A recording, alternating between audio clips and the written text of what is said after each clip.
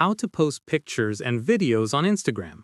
This tutorial shows you how to share photos and videos to your profile on your Android device. First, open the Instagram app on your Android device. After that, tap on the plus icon at the top left corner of the screen to create a new post. From there, select Post from the options that appear. At this point, your gallery will open. Browse through and select the photo or video you want to upload. In the next step, tap Next to proceed to the editing screen. Following this, apply any filters or edits you want to enhance your photo or video.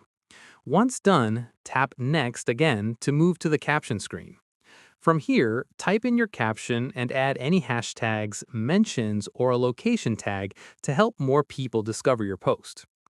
At this stage, if you want to share the post to your Facebook or other connected accounts, toggle them on before posting.